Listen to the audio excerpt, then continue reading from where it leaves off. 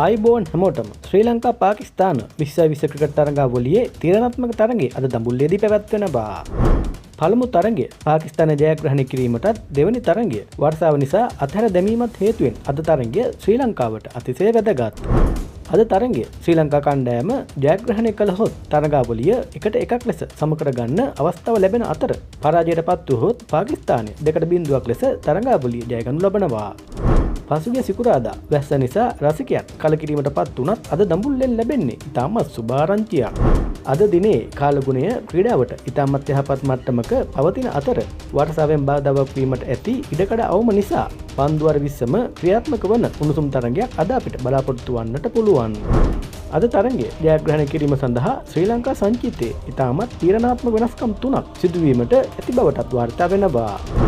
පළමුවෙන් වේග පන්දු අංශය ශක්තිමත් කිරීමට නුවන් තුෂාර වෙනුවට මතීස පතිරෙන සංචිතයට කැඳවා තිබීම. දෙවැන්න දඟපන්දු යවන මහිස් තීක්ෂණ වෙනුවට දුනිත් වෙල්ලාලගේ කණ්ඩෑමට ඇතුළත් කර තිබීම.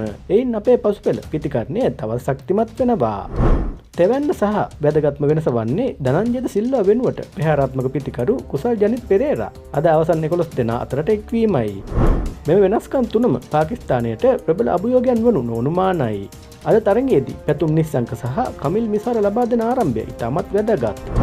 පළමු තරඟයේදී ලකුණු 128කට සීමා වූ අපේ පිතිකරුවා අද පාකිස්තාන වේග පන්දු බලයනියට සාර්ථකව මුහුණ දිය යුතුමයි. විශේෂයෙන්ම මැද පෙළ පිතිකරණයේදී කුසල් ජනිත් සහ නායක දසුන් සානකගේ දායකත්වය තරඟයේ ජයග්‍රහණය තීරණය කරන ප්‍රධාන සාධකය වනු ඇත. ඉතින් මේ අලුත් වෙනස්කම් එක්ක ශ්‍රී ලංකා කණ්ඩායම අද තරඟාවලිය සම කරයි කියලා ඔබ සිතනවාද? ඔබේ අනාවැකියත් පහලින් කමෙන්ට් කරන්න. අලුත්ම ක්‍රීඩා තොරතුරකින් නැවත හමු වෙනකන් ඔබට සුබ දවසක්.